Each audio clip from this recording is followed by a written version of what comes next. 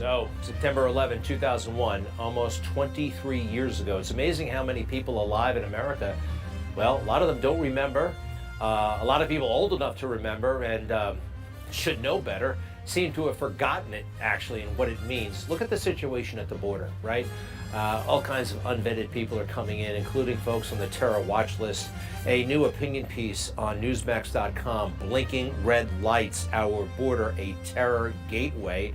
Actually written by Tony Perkins. Yes, Tony Perkins, legendary, the president of the Family Research Council. Tony Perkins, welcome to the show. And also Brandon Judd is with us, president of the National Border Patrol Council since March of 2013, a Border Patrol agent with 20 years on the job, and it looks like he's right there on the scene. Actually, if you don't mind, Brandon, I haven't seen you in this kind of setting in a while. I know you're out there. Tell us what's going on. Where are you? What are you seeing? I'm just north of the border near Naco, Arizona, one of the old stations that I used to work at. Damn. Well, it's good to have you here tonight. Tony, congratulations on the piece. And what compelled you to write it? I mean, we're looking at the same stuff you are, but tell us a little bit about the piece and anything else you want to share. Well, Greg, thanks so much. I'm right here in Washington, D.C., where we're debating over sending $95 billion overseas, the bulk of that going to Ukraine to help them secure their country. And, you know, crickets from the White House and from the Senate when it comes to securing our own border. And so I started looking at the numbers. Literally, when you go back, 19 terrorists, and I used to work as a contractor with the State Department in anti-terrorism back when I came out of law enforcement. So this is something I've paid a lot of attention to. 19 terrorists attacked America on 9/11, and that cost, it's been calculated by Brown University, $8 trillion, two decades of war. Of course, we went to go after the Taliban, unseat them, and of course, who's in control now of Afghanistan? The Taliban. We paid a tremendous price for that. We could not do that again today, based upon the $34 trillion in debt. 8 trillion of that I just mentioned, 1 trillion of that is just financing the debt from this 20-year war. So why not secure our own border first? I mean, it's like when you're on an airplane, before you put the mask on someone else, put the mask on yourself first. We can't help anyone else unless we secure our own country. Very true. And can I just ask you, I mean, like, I'm accustomed to you weighing in on cultural issues, and I guess, you know, obviously nobody supports, nobody's a champion of the family like you are. And if we're attacked again, that's going to devastate a lot of families. I mean, it's logical that you should be engaged in this. Well, Greg, I mean, who fights our wars? How many young men and women have had to make sacrifices to go and fight these wars because we weren't paying attention? I served in the Marine Corps.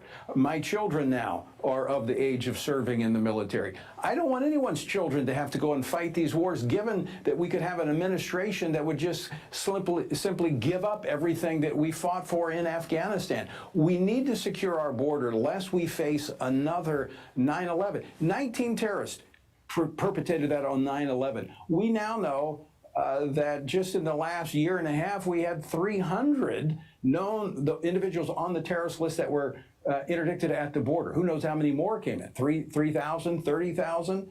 They're all over this country. We know that. Brandon, you hear what Tony's talking about. What should we be thinking about right now? What's on your mind?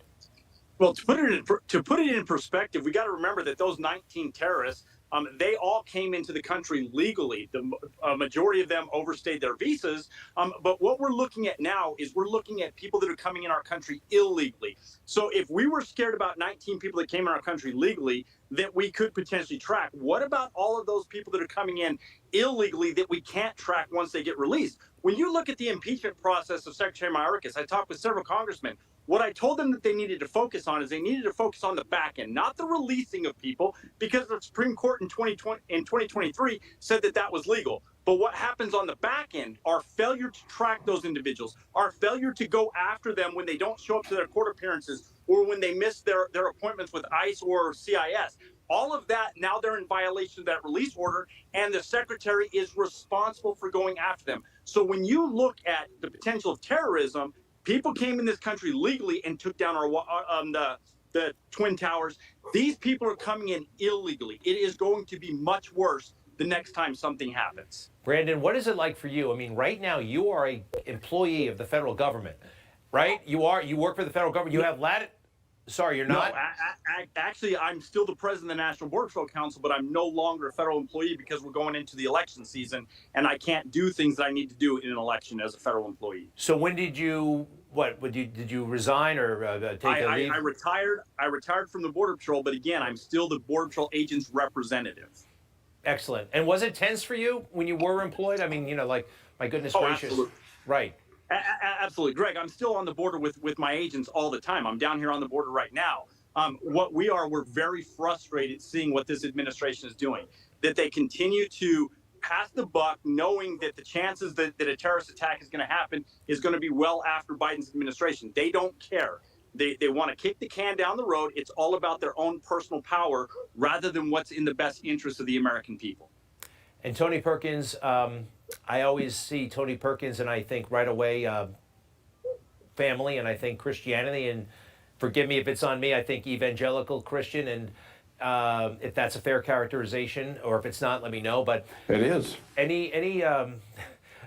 Where would you put us right now in terms of how important this struggle is? It does seem like everything is on the line. I also have a theory, some of these cases falling apart against Donald Trump, that we should be optimistic. We got to work hard, but I feel like God has things worked out. Well, Greg, you opened the door for me to say this. And so what I would say is that we are facing a political battle, as Brandon talked about, a lack of will, but there's also a spiritual component of this. As a nation, we have to have borders and we have to have standards, and we have to protect our own people. And we have negligence at the very top.